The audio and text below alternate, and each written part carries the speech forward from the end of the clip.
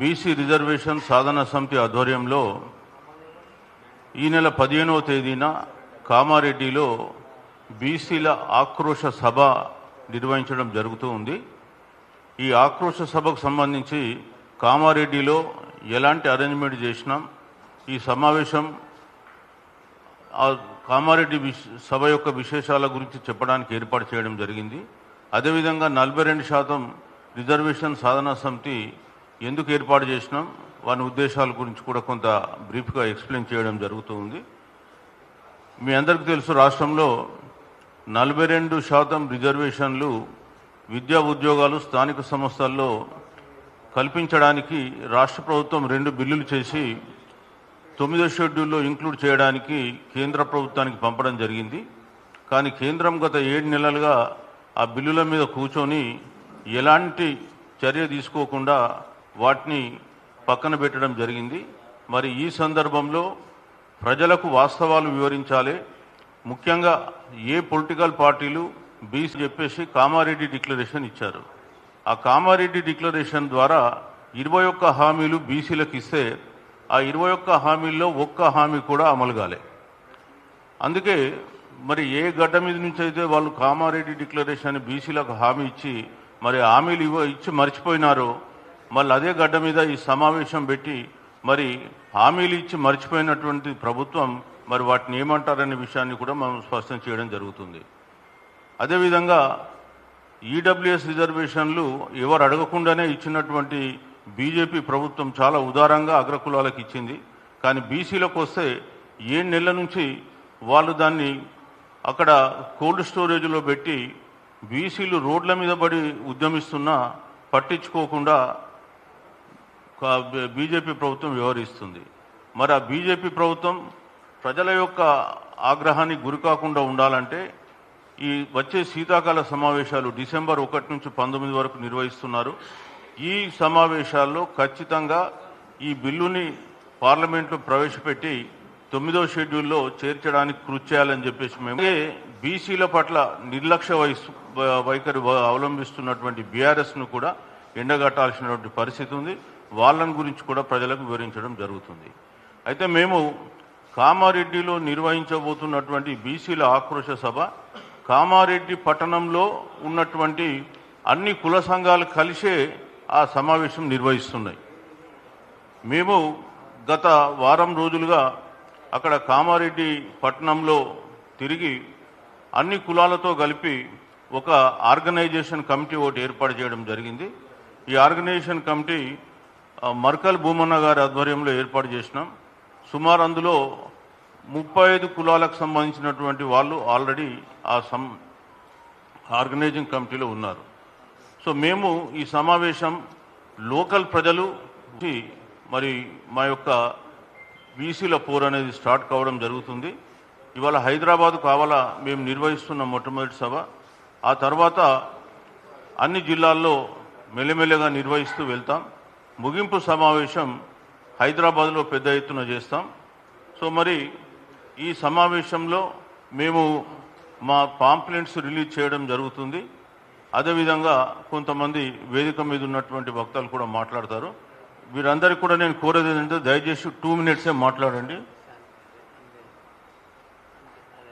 సరే, వారు మాట్లాడే మొదలు 2 సంతాప తీర్మానాలు ప్రవేశపెడుతున్నాం.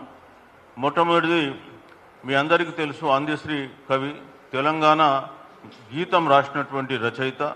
ఈ మధ్యకాలంలో వారు అకాల మరణం చెందడం జరిగింది. మరి తెలంగాణ కొరకు జరిగినటువంటి ఉద్యమానికి ఊపిరి ఇచ్చినటువంటి వ్యక్తి, తన గేయాల ద్వారా అదేవిధంగా తన గాత్రం ద్వారా ప్రజల్ని మేల్కొల్పినటువంటి వ్యక్తి. మరి అట్లాంటి మహానుభావుని అకాలంలో కోల్పోవడం అనేటువంటిది బాధాకరమైన విషయం.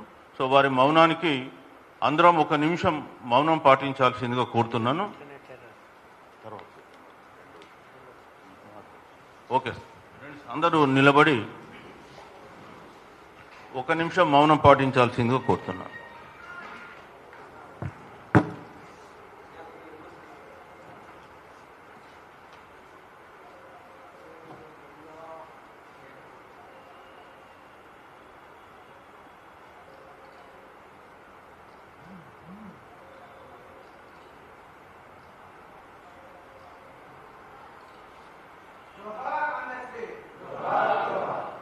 దయచేసి అందరు నిలబడి ఉండండి, అట్లనే మళ్ళీ కింద కూర్చొని మళ్ళీ లేవడం ఇబ్బంది.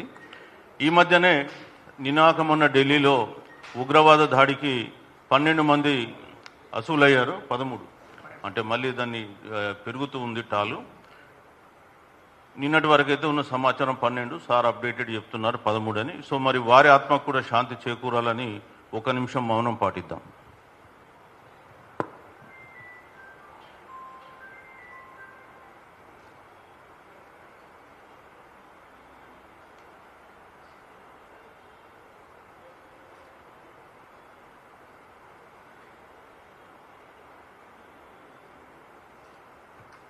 ఓకే అండి, థ్యాంక్ యూ. ఇప్పుడు ఈ సమావేశంలో వక్తలు మాట్లాడతారు. 2 నిమిషాల నుంచి మాట్లాడదు. యాదయ్య గౌడ్ గారిని మాట్లాడాల్సిందిగా కోరుచున్నాను. ఈరోజు 42% రిజర్వేషన్ సాధన సమితి ఆధ్వర్యంలో ముఖ్యంగా అఖిల భారత బ్యాక్వర్డ్ క్లాసెస్ ఫెడరేషన్ అధ్యక్షులు జస్టిస్ ఈశ్వరయ్య గారు, అదేవిధంగా తెలంగాణ మేధావుల ఫోరం అధ్యక్షులు చిరంజీవులు గారు, అదేవిధంగా doctor Visharadan BC SC ST chairman గారు అయినటువంటి ముఖ్యులు, తెలంగాణ ఉద్యమకారులు మరియు బీసీలకు వివిధ కులాల నుంచి మనకు గతంలో బీసీలకు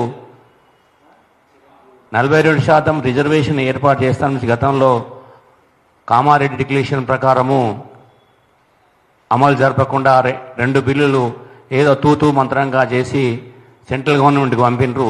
అది సాధించేందుకు గాను మనము గ్రామాన 42% రిజర్వేషన్ సాధించేందుకు ఇప్పటికే ఉద్యమాలు ఏర్పాటు జరుగుతున్నాయి. కానీ దాన్ని ఇంకా ఉధృతం చేసేందుకు గాను 15వ తారీఖు నాడు రిజర్వేషన్ సాధన సమితి ఆధ్వర్యంలో పెద్ద మొత్తంలో బీసీ ఆక్రోశ సభ ఏర్పాటు చేయడం జరిగింది. దానికి మనమందరము ఉధృతంగా ఉద్యమం చేపట్టిన నుండి తన వంతుగా మేము తప్పకుండా సహకారం చేస్తామని కోరుకుంటూ ఈ అవకాశం ఇచ్చినందుకు కృతజ్ఞతలు తెలియజేస్తున్నాను.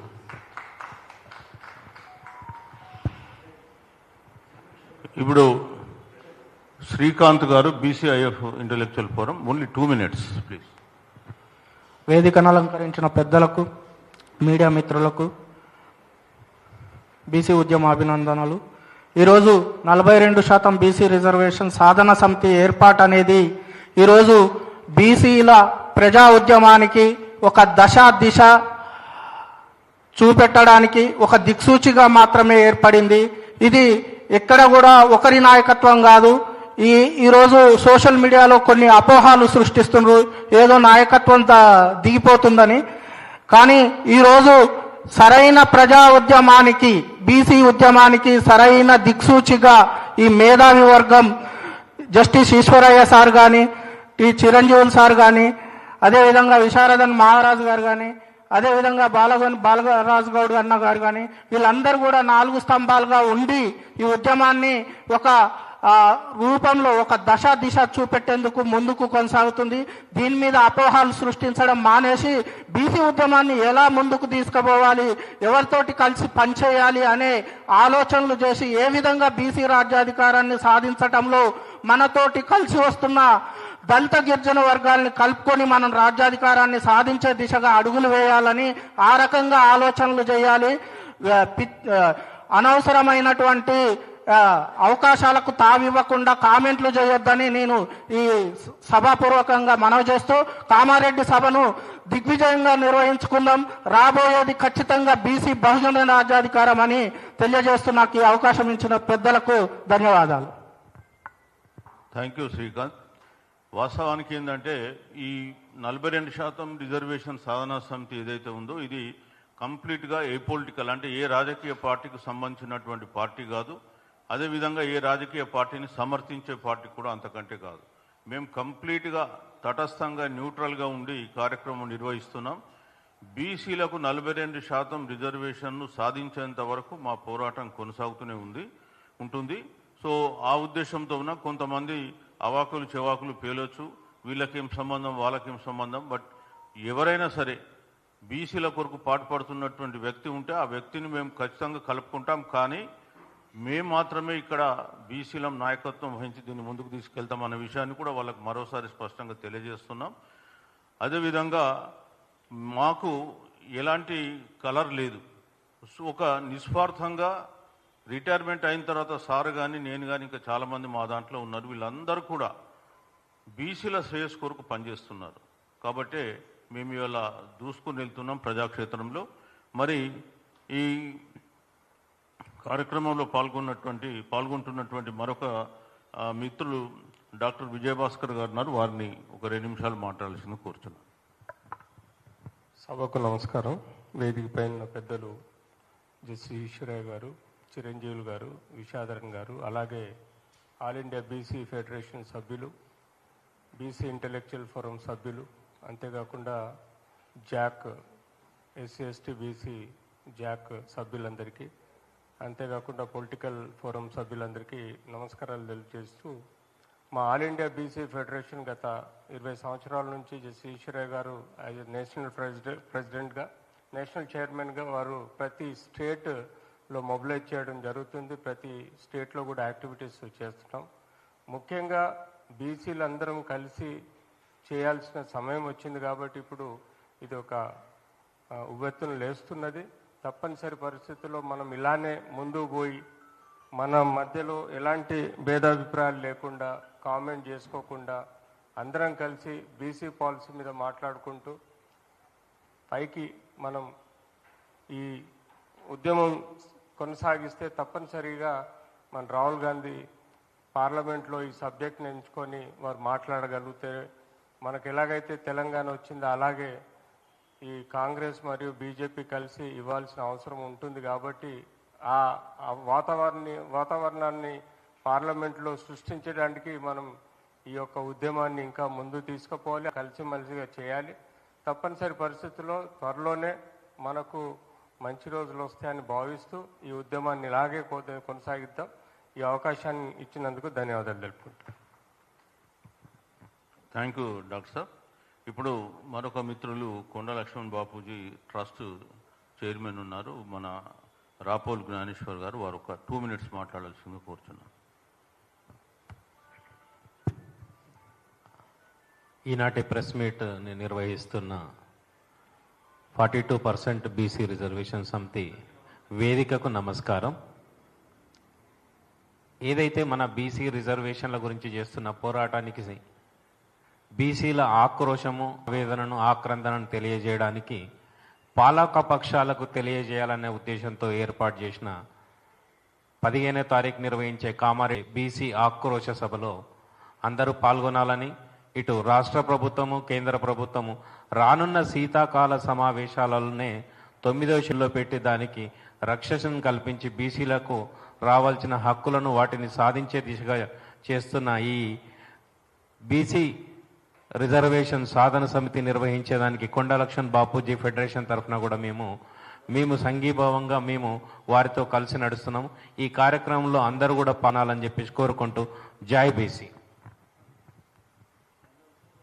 థ్యాంక్ యూ అండి. ఇప్పుడు మా బీసీఐఎఫ్ మరొక కోర్ కమిటీ మెంబర్ ఉన్నారు, మా చామకూర రాజు గారు. వారిని ఒక 2 minutes మాట్లాడాల్సిన కోరుచున్నాను. మీడియా మిత్రులకు, వేదికపై ఆసీనులైన పెద్దలకు పేరు పేరున నమస్కారాలు. ఈ నెల 15వ తేదీ శనివారం నాడు కామారెడ్డిలో నిర్వహిస్తున్న బీసీ ఆక్రోశ సభను విజయవంతం చేయాల్సిందిగా ఈ సోమాజిగూడ ప్రెస్ క్లబ్ వేదిక నుంచి బీసీ రిజర్వేషన్ సాధన సమితి తరఫున పిలుపునిస్తున్నాం. మేము ఈ బీసీ ఆక్రోశ సభ డిక్లేర్ చేయగానే అన్ని రాజకీయ పార్టీలు గుండెల్లో రైళ్లు పరిగెడుతున్నాయి. మాది ఇక్కడ ఇన్ని రోజులు చేసిన నాటకాలు, ఇన్ని రోజులు చేసిన మోసాలు ఎక్కడ అక్కడ ప్రజలకు తెలుస్తుందో అక్కడ మేము చేస్తున్న మోసాలు, బీసీలకు జరుగుతున్న వ్యవహారాలన్నీ వాళ్ళు మా గురించి కామారెడ్డి సభలో చెప్తారు అని భయం వచ్చి ఈ సభను భగ్నం చేసేందుకు, ప్రజలు రాకుండా ఉండేందుకు, బీసీ సమాజాన్ని అడ్డుకునేందుకు అనేక రకాల కుట్రలు కుతంత్రాలు అన్ని రాజకీయ పార్టీలోని అగ్రకులాల నేతలు ఇతరులు కూడా చేస్తున్నారు. ఖబర్దార్, ఏదైతే ఎక్కడైతే అణచివేత ఉంటుందో అక్కడే తిరుగుబాటు ఉంటుందనే సందర్భంగా మేము హెచ్చరిస్తూ, మీరు చెప్పితే మీరు చెప్పితే ఆగేటట్టు ఇప్పుడు బీసీ సమాజం లేదు, మీరు వద్దంటే ఊరుకునేటట్టు తెలంగాణ బీసీ సమాజం లేదు. యావత్ తెలంగాణ బీసీ సమాజము కామారెడ్డి సభపై ఆలోచన చేస్తుంది. అక్కడికి అన్ని బీసీ కులాల ప్రతినిధులు, అన్ని బీసీ కులాల యువకులు, నిరుద్యోగులు, మేధావులందరూ పాల్గొందామని వాళ్ళు ఉత్సాహంతో ఉన్నారు. ఇప్పటికే లందరూ మమ్మల్ని వద్దంటున్నారు, అయినా మేము వస్తాం సార్ అని ఫోన్లు చేస్తున్నారు మండలందరికీ. మేము ఈ సందర్భంగా ఈ వేదిక నుంచి హెచ్చరిస్తున్నాం, బీసీ సభను ఎవరు అడ్డుకోజాలరు, బీసీలకు చైతన్యం వచ్చింది, ఖచ్చితంగా ఈ సభను విజయవంతం చేసి చూపిస్తామని ఈ సందర్భంగా తెలియజేస్తున్నాం. జై బీసీ. థ్యాంక్ యూ రాజు గారు. నిజానికి ఈ సమావేశానికి మా బీసీ రిజర్వేషన్ సాధన సమితి ఫౌండర్ మెంబర్, అదేవిధంగా మా వర్కింగ్ ప్రెసిడెంట్ అయిన బాలరాజు గౌడ్ గారు రావాల్సి ఉంది. కానీ వారు కామారెడ్డి వాళ్ళతో మీటింగ్ పెట్టుకున్న మీటింగ్లో బిజీ ఉండడం వల్ల వారు రాలేకపోయినారు.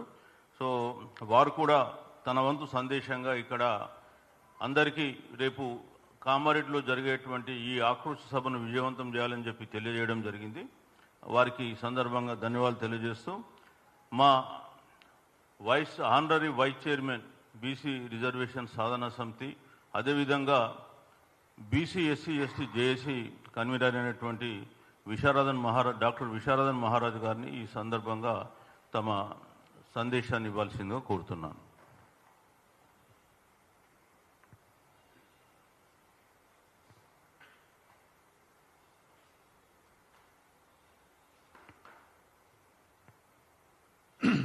మీడియా మిత్రులందరికీ నమస్తే. ఈరోజు రాష్ట్రంలో బడబాగిరిలాగా రగిలిపోతున్న అతిపెద్ద సమస్య ఏదైనా ఉందంటే బీసీలకు సంబంధించిన 42% రిజర్వేషన్ల అంశం. ఈ అంశం న్యాయ ప్రక్రియలో ఆగిపోయింది. 42% రిజర్వేషన్ల యొక్క సాధన పార్లమెంటులో 9th షెడ్యూల్తో ముడిపడి ఆగిపోయింది. ఈ బాధ్యత ప్రధానంగా ముగ్గురు మీద ఉంది.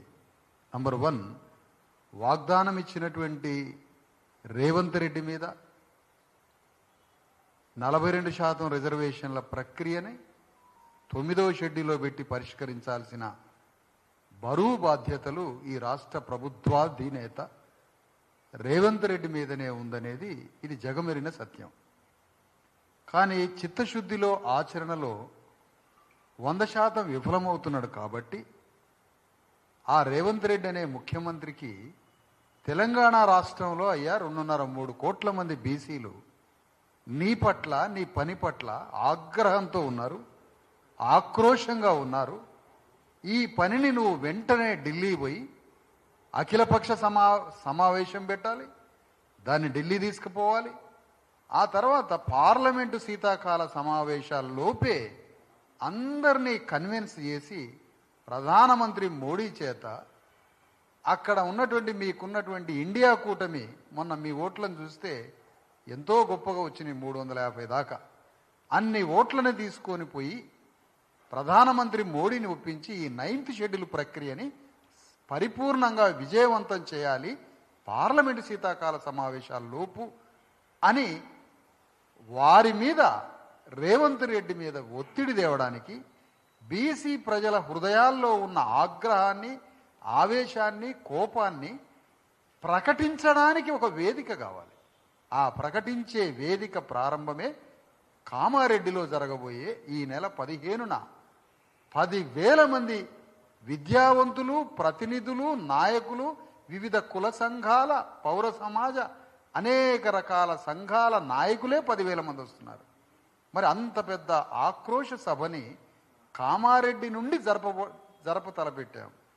కామారెడ్డి తర్వాత 33 జిల్లాలలో పూర్తి చేసుకొని చివరిగా కొడంగల్లో ఆ సభని పెట్టాలని, ఇంత పెద్ద సభని, ఆక్రోశ సభని 15వ తారీఖు మధ్యాహ్నం 12 గంటలకు సత్య కన్వెన్షన్ సెంటర్ 10,000 మంది బట్టే కెపాసిటీ ఉన్న ఆ పెద్ద సెంటర్ని తీసుకోవడం జరిగింది. ఇక రెండవ విషయం ఏంటంటే, ఇక్కడ రేవంత్ రెడ్డి వాగ్దానం ఇచ్చిండు, ప్రక్రియ తూతూ మంత్రంగానైనా ప్రారంభించి కోర్టుల ముందు అబాసు పాలయ్యిండు, చిత్తశుద్ధిగా చేయలేదు. ద సేమ్ టైం నీకు మార్గం ఉంది, ఎట్లా చెయ్యాలో మార్గం ఉంది, దిశానిర్దేశం చేయడానికి సీనియర్ మరి దేశంలోనే మరి బీసీ కమిషన్కి చైర్మన్గా చేసినటువంటి జస్టిస్ ఈశ్వరయ్య గారు ఉన్నారు, సీనియర్ ఐఏఎస్ అధికారి చిరంజీవులు గారు, వాళ్ళు మార్గనిర్దేశం చేసి బిల్లును డ్రాఫ్ట్ చేసి ఇవ్వడం జరిగింది. ఆ మాట వినకుండా 9th షెడ్యూల్ ప్రక్రియని వేగవంతం చేయకుండా ఇంకా నిర్లక్ష్య వైఖరి చేస్తున్న దానికి నిరసన ప్రకటిస్తున్నాం. కోట్ల మంది ప్రజల యొక్క ఆక్రోశాన్ని ప్రకటిస్తున్నాం ఆ వేదిక మీద. రేపు ఇమీడియట్గా ఢిల్లీ పోయి శీతాకాల సమావేశాల్లో ప్రక్రియని వేగవంతం చేసి శీతాకాల సమావేశాల్లోనే దాన్ని పరిపూర్ణం చేయమంటున్నాం. ఎందుకంటే ప్రజలు పోయి ఢిల్లీ రోడ్ల మీద పోయి అరవడం వేరు, ఒక ముఖ్యమంత్రే పోయి ఢిల్లీ వేదిక మీద యుద్ధం చేయడం వేరు. ఎంత తేడా ఉంటుంది రెండింటికి? మేము 100 మంది కాకపోతే 500 మంది పోతాం, పోలీసు వాళ్ళు కర్రలు తీసుకొని అటు ఇటు వెళ్ళగొడతారు, పంపిస్తారు.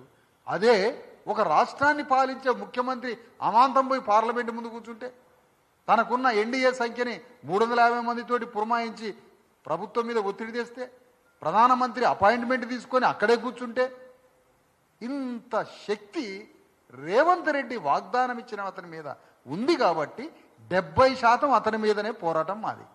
మరి రిమైనింగ్ 30%, అందులో 20% మాత్రమే బీజేపీకి విజ్ఞాపన పత్రం ఇస్తాం, బీజేపీ పార్లమెంటు సభ్యుల్ని గౌరవ చేస్తాం, బీజేపీ పార్లమెంటు నాయకత్వం మీద ఒత్తిడి తెస్తాం, బీజేపీ పార్టీని కూడా నడి బజార్లో దోషిగా ప్రకటిస్తాం.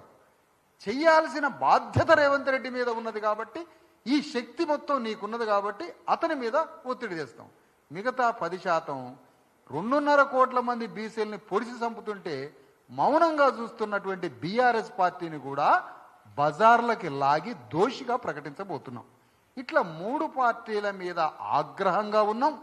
ఒక పార్టీ కాదు, 3 పార్టీలు గత 1000 సంవత్సరాల నుంచి, రాజకీయాలు వచ్చిన 75 ఏళ్ల నుంచి బీసీ ప్రజల రక్తమాంసాలు పీక్క తిని వాడుకుంటున్నారు కాబట్టి, వాళ్ళకి మాయమాటలు చెప్పి వాళ్ళ ఓట్లను వాడుకుంటున్న ఈ 3 పార్టీల మీద నిరసన, ఆగ్రహ జ్వాల, ఆక్రోశం, కోపం ఇవన్నీ ప్రకటించడానికే కామారెడ్డిలో ఆక్రోశ సభని పెడుతున్నాం.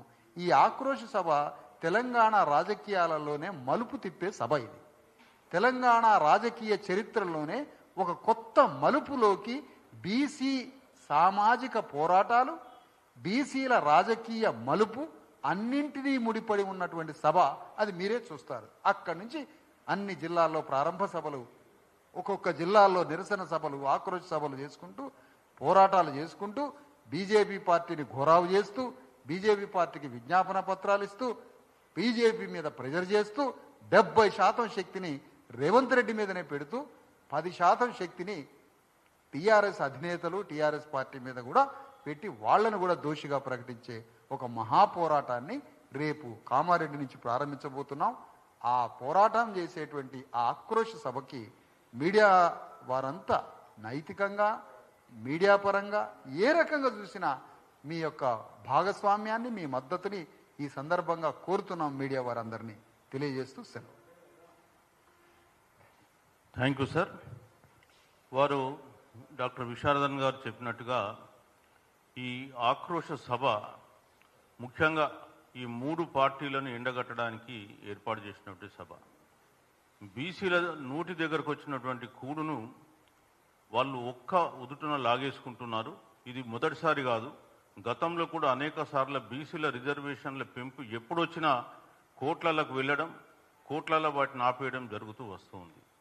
మీరేమో 10% లేని ప్రజలకు 10% మీరు రిజర్వేషన్ మీరు అనుభవించవచ్చు, కానీ బీసీలకు సంబంధించి 61% జనాభా ఉన్న బీసీలకు ఈ రాష్ట్రంలో 29% రిజర్వేషన్ను ఇవ్వడం జరుగుతుంది.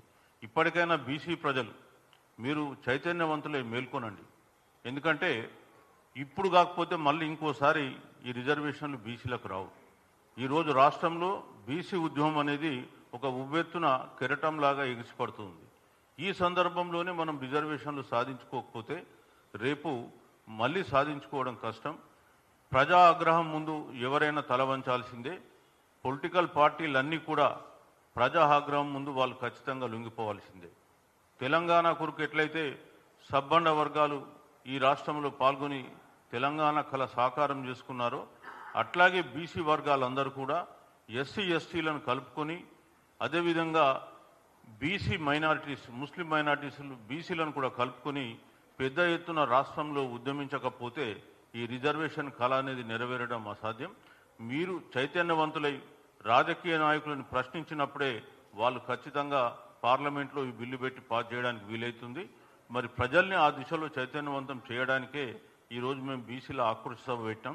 ఆక్రోశం అంటే ఆవేదనతో కూడుకున్నటువంటి కోపం. సో మాకు ఒకవైపు ఆవేదన ఉంది, ఇంకోవైపు మా కోపాన్ని వ్యక్తపరుస్తున్నాం. కాబట్టి దీనికి ఆక్రోశ సభ అని పేరు పెట్టడం జరిగింది. ఖచ్చితంగా ఈ సభ గొప్పగా జరుగుతుంది. మరి ప్రజలు కూడా వాళ్ళే ముందుకొచ్చి ఇందులో పాల్గొంటున్నారు.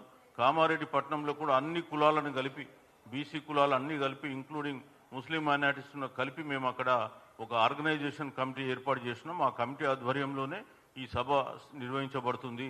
మరి అందరూ కూడా ఈ సభలో పాల్గొని విజయవంతం చేయాలని చెప్పి కోరుకుంటూ ముఖ్యంగా మా 42% బీసీ రిజర్వేషన్ సాధనా సమితి ఫౌండర్ మెంబర్ అదేవిధంగా హానరీ చైర్మన్ అయినటువంటి జస్టిస్ ఈశ్వరయ్య గారిని ఈ సందర్భంగా మాట్లాడాల్సిందిగా కోరుతున్నాను.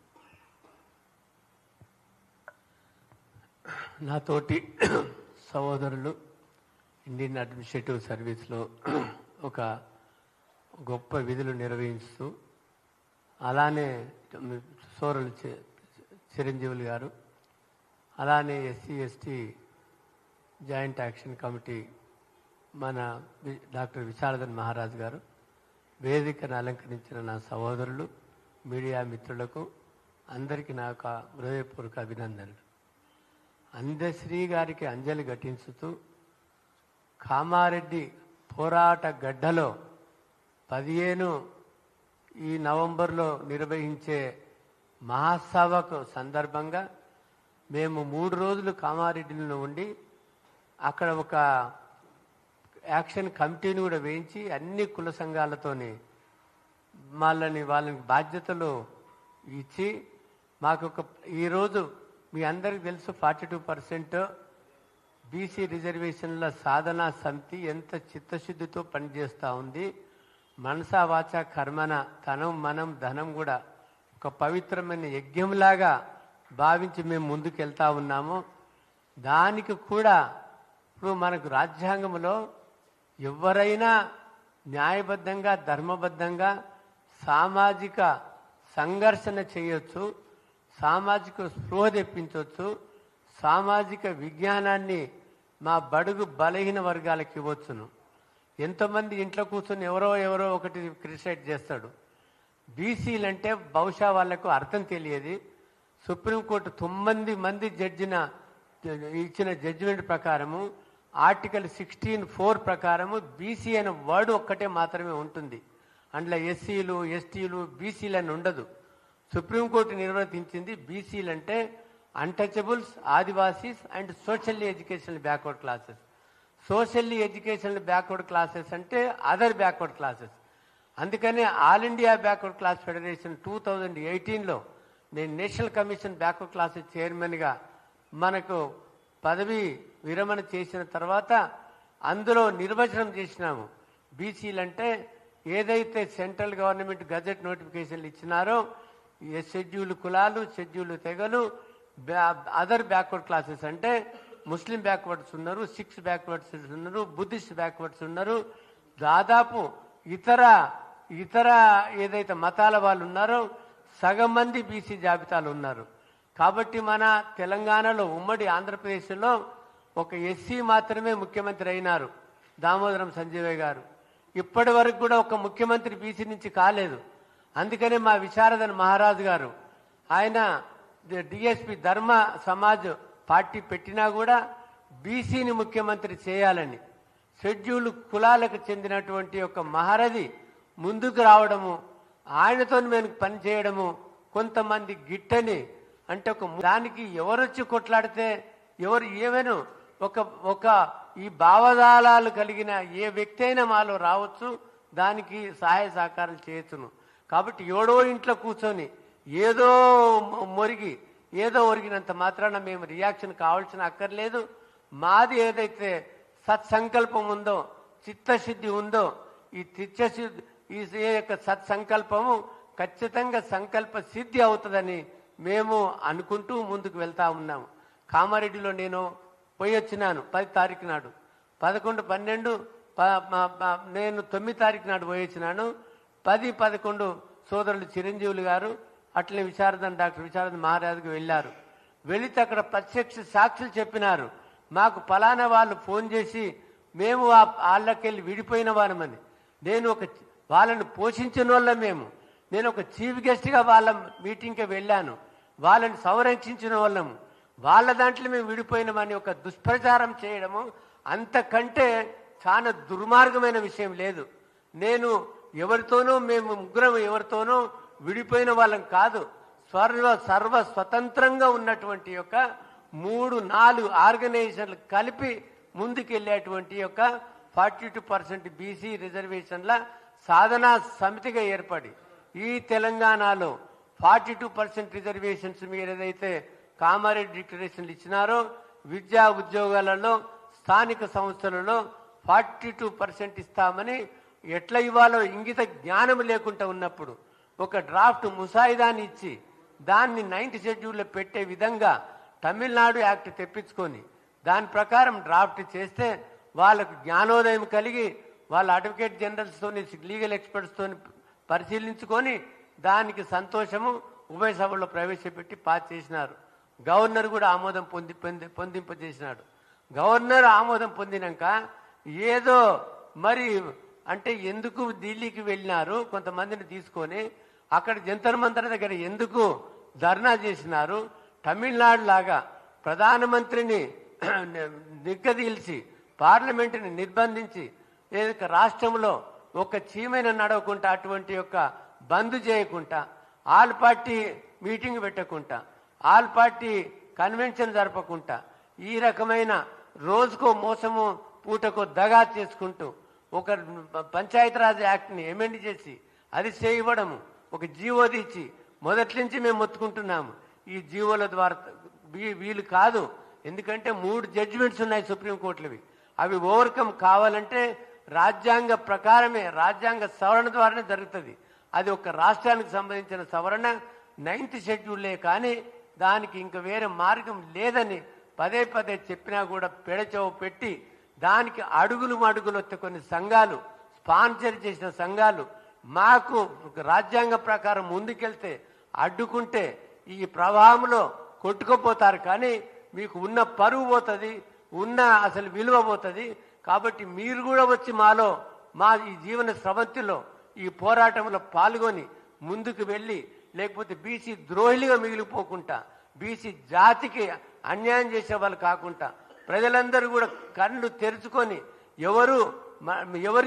ఎవరి కాండక్ట్ క్యారెక్టర్ ఆ రాజ్యము బీసీలకు రాజ్యాధికారం కావాలనే పోరాట దిశలో దీన్ని మలుపుకొని వెళ్ళి ఒక్క లోకల్ బాడీస్లోనే కాదు, విద్యా ఉద్యోగాలలో, జ్యుడిషియరీలో, ఎగ్జిక్యూటివ్లో, లెజిస్లేచర్లో, చట్టసభల వరకు మొత్తం భారతదేశానికి ఒక దిక్సూచిగా ఈ తెలంగాణను నిలబెట్టాలని మేము ముందుకు వెళ్తున్నాము. కాబట్టి మీ ద్వారా మీ press 4th pillar of the constitution కాబట్టి మీ ద్వారా ప్రజలందరికీ తెలియజేసి ఈ కామారెడ్డి మా యొక్క బీసీల ఆక్రోశ సభను విజయవంతం చేయడానికి మీరందరూ పాలు పంచుకోవాలని ఆశించుతూ కోరుతూ ఈ అవకాశం ఇచ్చిన మీ అందరికీ నా ధన్యవాదాలు. Sir thank you sir. మేము ఏదైతే 42% బీసీ రిజర్వేషన్ సాధన సమితి ఆధ్వర్యంలో ఏర్పాటు చేస్తున్నటువంటి ఈ సభ ఒక న్యాయబద్ధమైన చట్టబద్ధమైన డిమాండ్ల సాధన కొరకు మేము చేస్తున్న పోరాటం. మరి ఈ సందర్భంగా మేము ఒక పాంప్లెంట్స్ను తయారు చేశాం. ఆ పాంప్లెంట్ రిలీజ్ చేస్తున్నాం. దయచేసి అందరూ నిలబడి పాంప్లెంట్స్ను రిలీజ్ చేయాల్సిందిగా కోరుతున్నాం. ఆ తర్వాత అభివాదం చేద్దాం. ఆ తర్వాత vote of thanks by K V Goud.